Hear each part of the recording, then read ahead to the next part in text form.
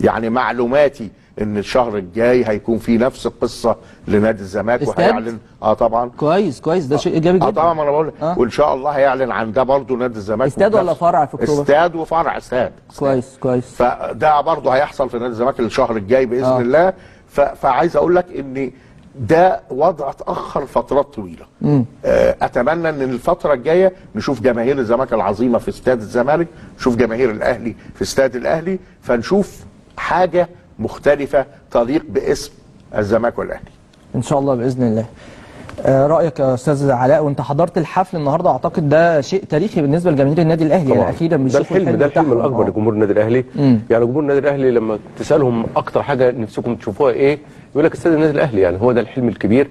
لكن النهارده لفت نظري انه ما كانش فكره الاعلان عن بناء استاد يا امير، هو كان الفكره عن بناء مدينه رياضيه صغيره. يعني مدينه رياضيه لما تشوف حجم الشركات الراعيه او المسؤوله عن انشاء الاستاد ده، وتلاقي في شركه مثلا فنادق عالميه موجوده، بيتكلموا على متحف على لا انت عندك متحف وفندق وجامعه وايه تاني، وفي اداره الكترونيه ومدرسه وبتاع كده.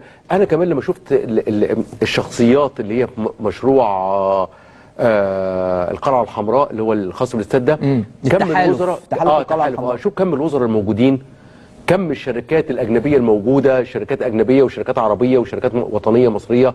لا المشروع اكبر بكتير ما كان في خيالي. يعني انا كنت كل اللي في خيالي وانا النهارده رايح احضر حفله ان انا هتكلم على استاد هسمع هيشيل كام الف، الافتتاح امتى مش عارف امتى. لكن لما شفت العرض للمشروع انبهرت بجد. يعني انبهرت من الخريطه الكبيره ومن حجم الشركات العالميه الموجوده، وشفنا ناس بتتكلم، الناس المستثمرين الاجانب اللي بيتكلموا في المشروع، وكل واحد بيتكلم على خطواته ايه وحلمه ايه مع النادي الاهلي. حتى الراجل اللي هو الاستشاري لما قال لك ان انا هنبنيه بهويه النادي الاهلي اللي هو النسر والكلام ده كله، معناه ان المشروع ده اكبر بكتير من طموح جمهور النادي الاهلي نفسه. يعني الحلم اكبر من طموح جمهور الاهلي طبعا. يعني جمهور الاهلي كله كان كل هدفه استاد ملعب كوره يشيل 100,000 أو 50,000، يعني أي عدد من الجماهير. لكن لما يخشوا يشوفوا متحف وفندق وجامعة وحاجات كتير قوي، لا أكبر بكتير من أحلام جمهور النادي الأهلي.